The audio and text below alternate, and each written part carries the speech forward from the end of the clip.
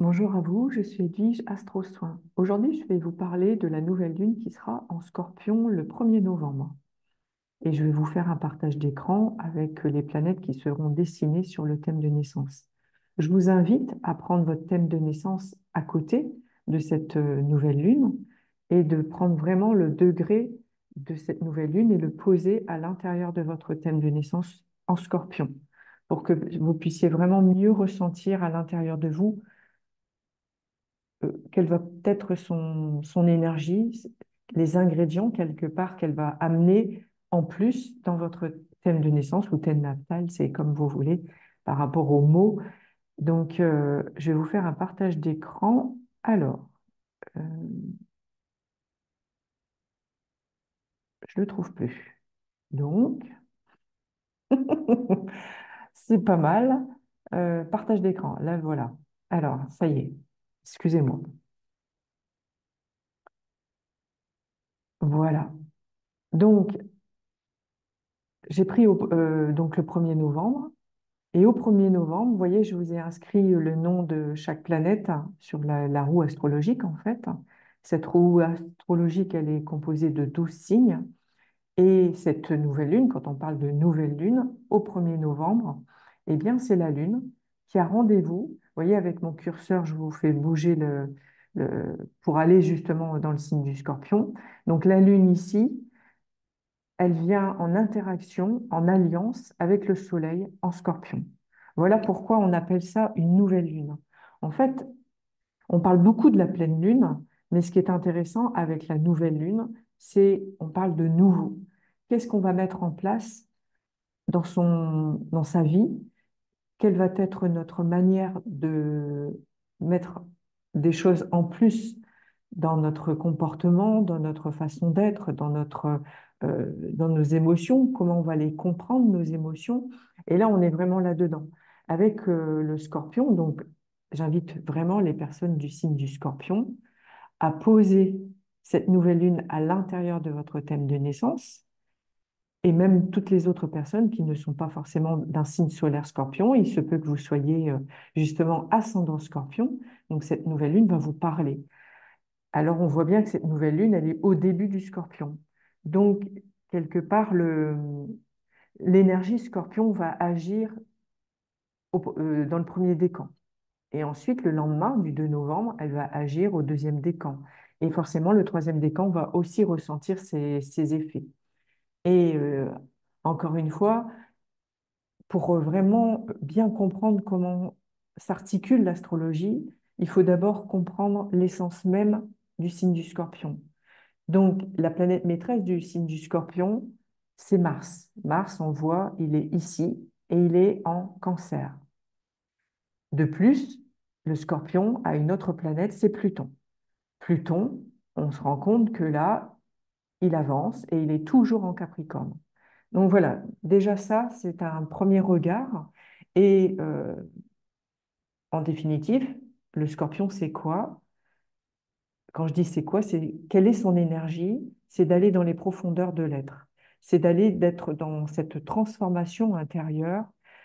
Et c'est pas pour rien que justement, il est associé au Pluton, parce que Pluton, c'est vraiment une énergie d'aller dans les ténèbres, entre guillemets, mais quelque part, il plonge à l'intérieur de nous pour faire remonter toutes ces émotions. Quelle va être l'émotion vraiment du 1er novembre? Alors oui, on le sait, c'est la Toussaint. Je suis d'accord avec vous, mais les personnes qui sont nées dans le signe du Scorpion ne vont pas toujours aller dans les profondeurs de l'être et de se sentir mal. On est bien d'accord. Le but, c'est de plonger à l'intérieur de soi, et quel que soit le signe solaire qu'on peut porter, c'est d'aller plonger, prendre l'énergie de l'émotion, de la soulever, de la regarder et d'être dans la bienveillance, de l'accueillir. Et encore une fois, c'est propre à chacun d'aller dans ses profondeurs, d'aller chercher ce qui ne va pas chez vous aujourd'hui, comme il y a pu être hier ou avant-hier ou dans votre passé en tant qu'enfant, et de soulever cette émotion et de bien la regarder, de bien l'identifier, pour pouvoir passer à autre chose, mais tout en l'accueillant et en l'embrassant. Et le scorpion, à la base, il est à l'intérieur d'une maison 8. Et la maison 8, c'est quoi? C'est la manière dont on se comporte dans notre sexualité, la manière dont on va recevoir l'argent qui est en dehors de notre travail. Donc, il se peut des héritages, des dons, des legs. Et c'est aussi le lien qu'on a avec justement les défunts, le monde invisible, les perceptions, l'intuition, la sensibilité. Ça, c'est le scorpion. Il a cette facilité et cette possibilité d'être beaucoup plus en contact avec les personnes dans l'invisible. Donc, encore une fois, j'invite toutes les personnes du signe du scorpion ou ascendant scorpion simplement de se poser, de ressentir à l'intérieur de vous ce qui se passe dans votre corps, dans vos émotions, dans votre état d'être, et de recevoir les messages qui vont être présents, et très présents parce que comme on est au 1er novembre, beaucoup de personnes vont penser vraiment aux personnes qu'ils ont aimées et qui sont parties hier, avant-hier ou il y a un bout de temps, mais en fait, il n'y a pas de hasard où la Toussaint se présente à nous dans le signe du Scorpion, c'est pour aller chercher cette profondeur de ce contact, de cette perception, de ce que l'on peut ressentir. Et on voit que cette nouvelle lune, elle ne reçoit pas d'aspect négatif en face d'elle, donc dans le signe du scorpion, du taureau, pardon. Par contre, les personnes qui sont du signe du taureau, ascendant taureau ou signe solaire taureau, vont être, par contre, ces personnes en opposition avec cette nouvelle lune. Donc, encore une fois, ça peut être une nouvelle lune pour les taureaux qui viennent les chercher dans leur profondeur, dans leur valeur.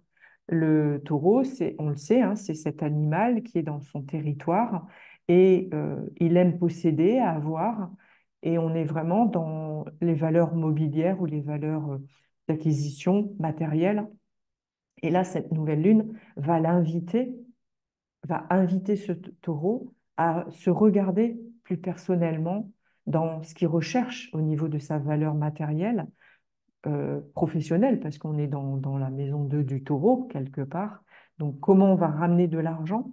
Et donc, là, il y a comme un peu une distorsion qui peut se faire pour le taureau, parce qu'il peut se retrouver face à face avec le soleil, avec la lune, donc avec sa propre énergie yang, qui fait le reflet avec le scorpion, et l'énergie yin qui est présente, vu qu'on est avec une lune en scorpion.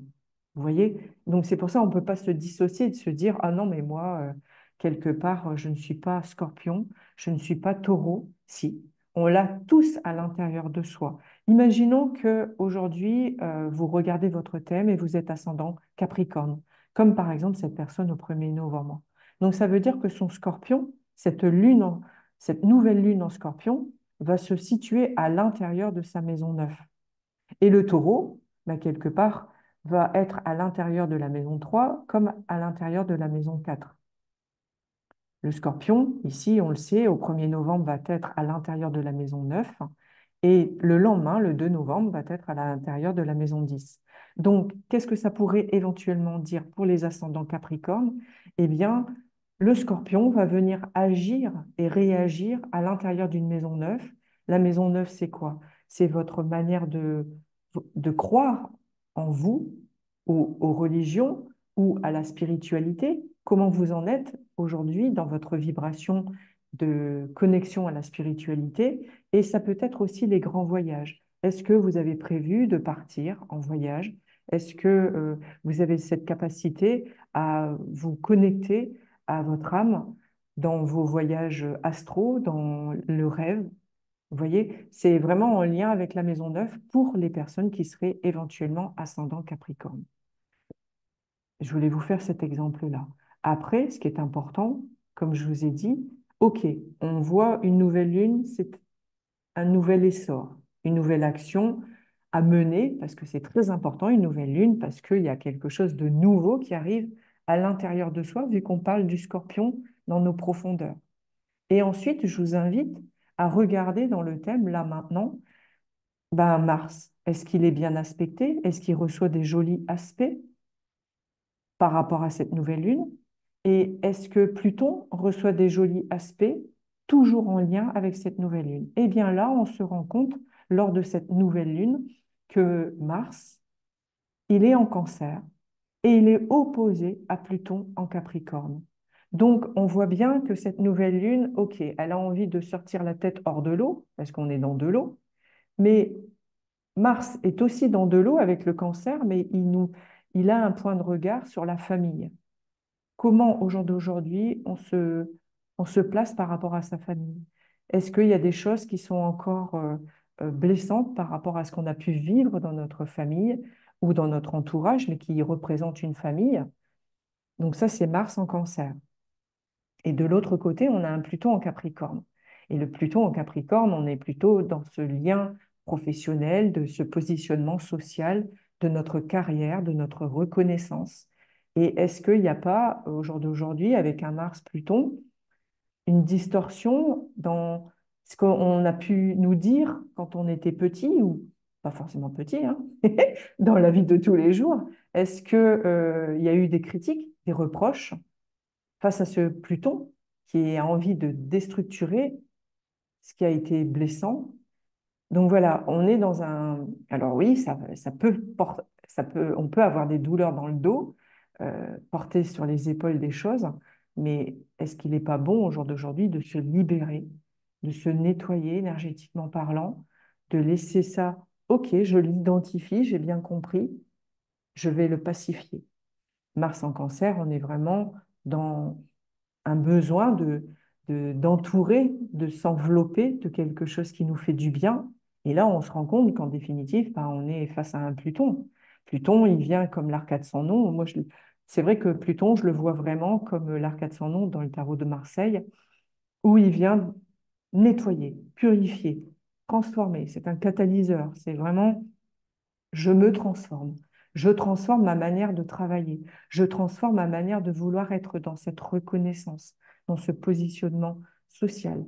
Face à ce Mars en Cancer, où on est en lien avec ce petit enfant qui a envie de, quelque part, il a envie de sortir de cette zone de confort, de briller, de rayonner. Et donc, au lieu d'être dans cette opposition, pourquoi pas accueillir Mars en Cancer, proche de vous, Pluton en Capricorne, proche de vous, et de les rassembler, de ne faire qu'un, pour les rentrer vraiment dans votre sphère énergétique, dans tous vos corps d'énergie. Parce qu'il se peut que cette nouvelle lune, pour les taureaux, pour les scorpions, proprement dit, ça peut venir encore plus vous bousculer. Donc, ça peut être une intensité d'énergie qui est importante lors de ce 1er novembre, que vous sentez, que vous captez les personnes qui peuvent être nostalgiques, tristes, mais c'est vraiment dans cette profondeur d'être, de transformer tout ça. Donc, on est dans une renaissance avec le Scorpion, dans une guérison, et on voit bien que cette nouvelle lune, elle reçoit des jolis aspects positifs avec Saturne. Saturne qui est aussi dans le signe du Poisson, donc aussi dans un signe d'eau. Et Saturne, il a envie de, de justement, un Saturne, c'est euh, la structure, les responsabilités, l'autorité qu'on peut avoir parfois. Et là, on nous demande de, d'être dans le lâcher-prise, dans le Poisson. C'est de relativiser, de discerner les choses qui nous blessent en fait et de prendre du recul.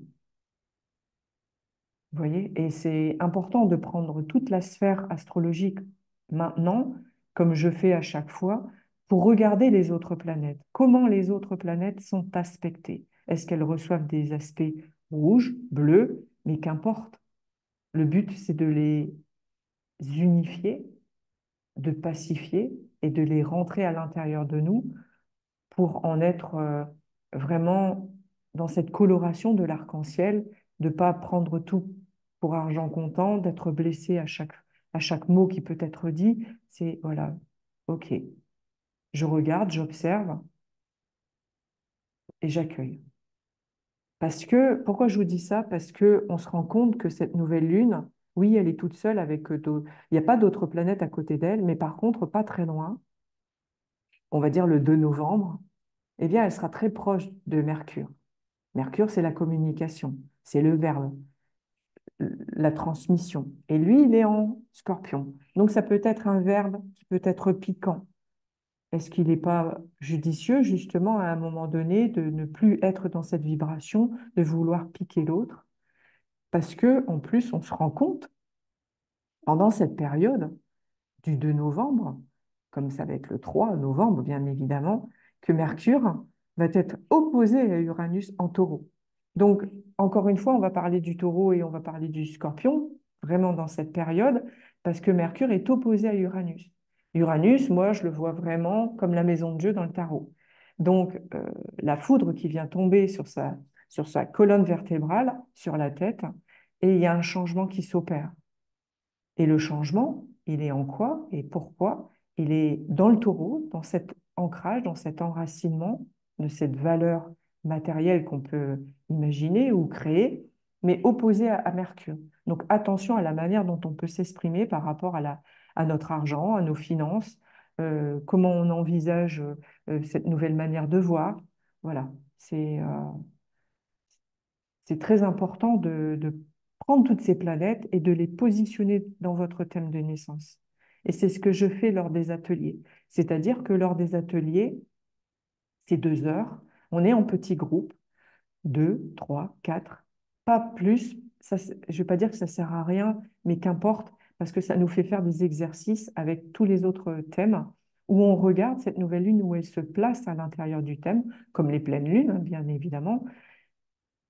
Qu'est-ce que ça peut nous apporter? Et pourquoi on est dans ce groupe-là? Est-ce que cette personne qui porte aussi une nouvelle lune en scorpion dans une maison 2 ou dans une maison 5, qu'est-ce que ça va m'apporter à mieux comprendre l'autre dans sa nouvelle lune, en fait, ou sa pleine lune?